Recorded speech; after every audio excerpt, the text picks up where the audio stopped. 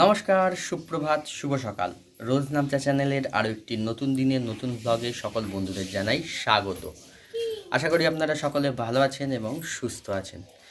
আজ হচ্ছে বৃহস্পতিবার, তাই জন্যে আমাদের তো প্রতি মাসে ওই পূর্ণিমার দিন করে মা লক্ষ্মীর ঘট পাল্টানো হয়। সারা মাস ওই ঘটেই পুজো হয়, আর বৃহস্পতিবার করে ওই ঘটের আম শাখা এটা শুকিয়ে গেলে ওই আম শাখা দুব্বো টুব্বো এসব দিয়ে মা পুজো করে বৃহস্পতিবার করে। ঘট তোলে না, ঘরটা ওই পূর্ণিমার দিনকেই পাতা হয়। আবার পরের পূর্ণিমা যেদিন আসবে পরের মাসে, সেই পূর্ণিমায় আবার আগের দিন ঘর তুলে নিয়ে আবার সেই পূর্ণিমায় পাতা হয়, এরকম। তো আজকে বৃহস্পতিবার, সেই কারণে মা বলল যে আম শাখা আর দুব্বো নিয়ে আসতে। তাই এখন যাব আম শাখা আর দুব্বো আনতে। আমাদের পাশে যে শিব মন্দির আছে, শিব মন্দিরের ওখানে বাগান আছে, ওইখানে আম শাখা দুব্বো সব পাওয়া যায়। ওখান থেকে এখন ভাঙতে যাব। এই যে আমি আর চেংটি যাচ্ছি এখন। এই যে চেংটি হয়েছে সঙ্গে। চেংটি রোদে তাকাতে পারে না, ওই জন্য কেমন জানি করে। এই যে মন্দির, এই মন্দিরের গাছে কত আম হয়েছে এখানে। এই যে প্রচুর আম হয়েছে, এই যে আম।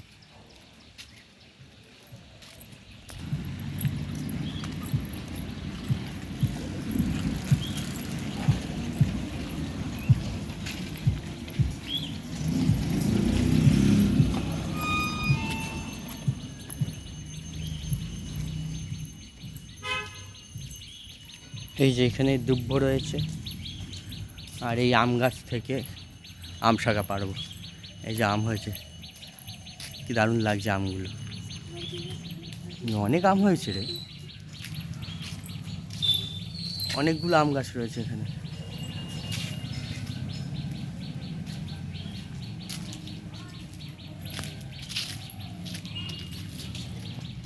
এর নিচে কত আম পড়ে রয়েছে, অনেক আম পড়ে রয়েছে নিচে। আর এইখানে একটা গাছ আছে, এই যে এইটা, এই যে এখানে এই এই ফলগুলো হয়েছে। এই যে ফলগুলো, এগুলোকে আমি চিনতাম না কি ফল। এগুলোকে দাদা বলেছে আমাকে এগুলো কি ফল। এগুলোকে দাদা বলে রয়্যাল ফল। এই যে অনেক হয়েছে রয়্যাল।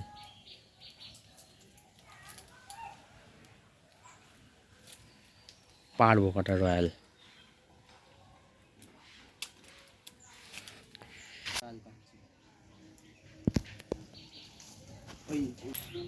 এই দিক দিয়ে এই দিক দিয়ে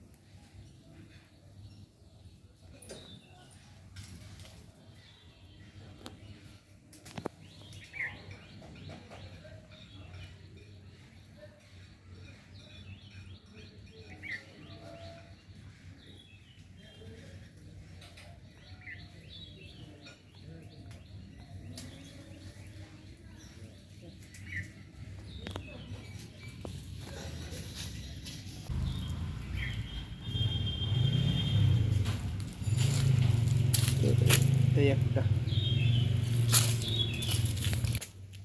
নে।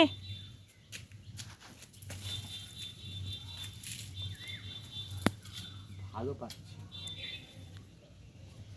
এটাও এটা খাওয়া।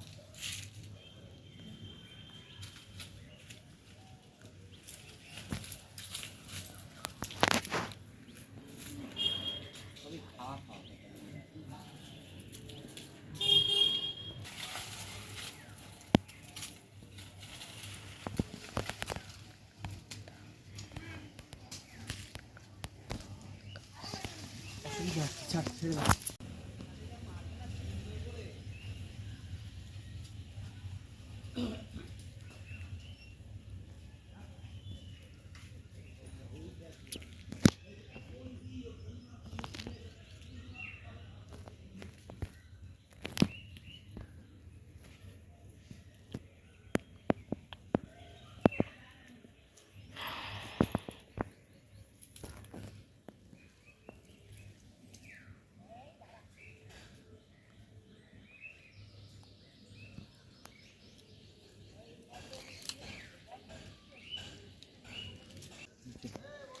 হয়ে গেছে আম শাখা আর দুব্ব নেয়া।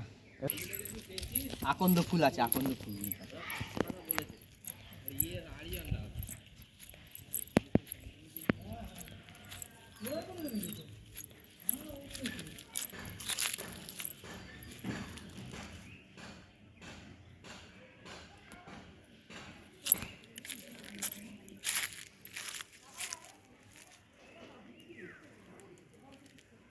গায়ে নোংরা করে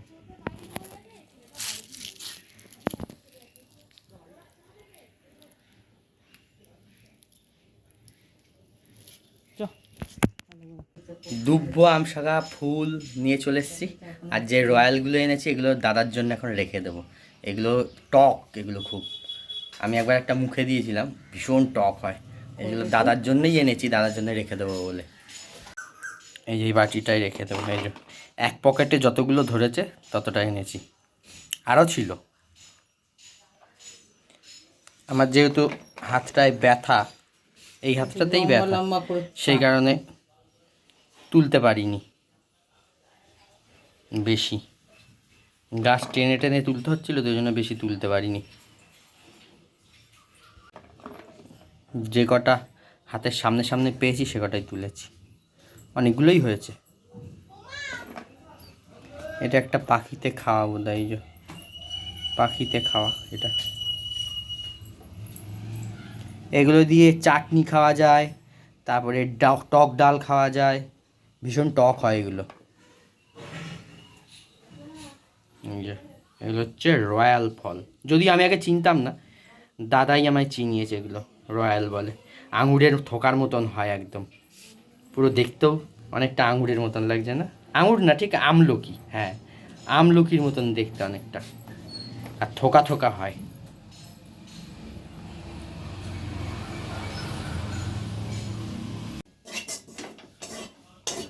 এটা এখন মা জিরে গুঁড়ো আর ধনে গুঁড়ো কড়াইতে একটু ভেজে নিচ্ছে।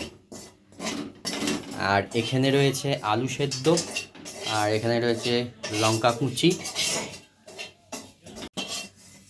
আর এখানে রয়েছে কালকের মাখা আটা। কালকে যে আটা মেখেছিল সকালে রুটি আর ডিম দিয়ে যেটা করেছিল, তা এই আটা একটু রয়ে গেছে, সেই আটাটা। এই উপকরণগুলো দিয়েই মা আজকে সকালের জলখাবার বানাচ্ছে। তো সকালের জলখাবার এই উপকরণগুলো দিয়ে কি বানাচ্ছে আপনাদের চলুন দেখাই।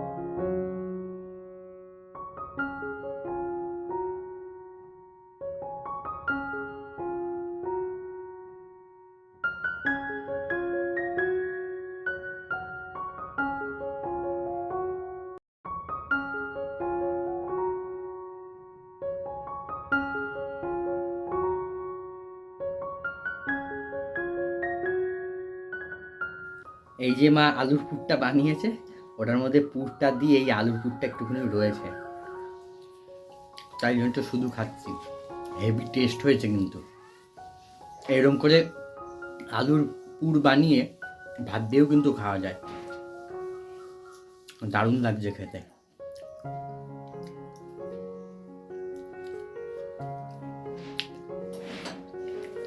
মা বলছিল যে রুটি তরকারি করবে, তাই আমি বললাম যে তরকারি বানানোর ওসব ঝামেলা করার দরকার নেই, তুমি ওই আলু সেদ্ধ করে কিছু একটা বানাও ওর মধ্যে দিয়ে। তা মা বলতো দাঁড়া তাহলে এরকম করে বানাই, তাই জন্য মা এটা বানাচ্ছে। এটাকে এক কথায় বলা যেতে পারে আলুর পরোটা, যদিও খুবই সাধারণভাবে করা হচ্ছে আলুর পরোটা।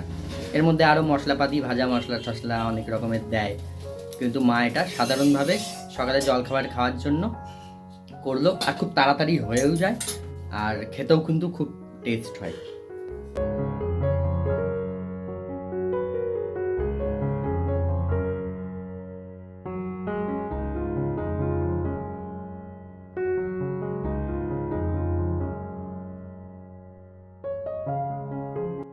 তো হয়ে গেছে এই আলুর পরোটা, সকালবেলার জল খাবার। এই যে এখন খাচ্ছি, খেয়ে দেখি কেমন হয়েছে।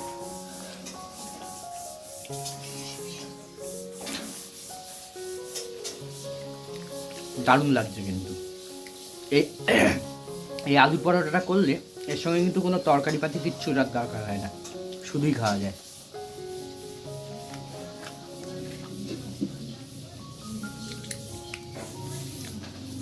তাড়াতাড়িও হয়, খেতেও সুস্বাদু, বেশ ভালো, পেট ভরার একটা জিনিস, দারুণ লাগছে।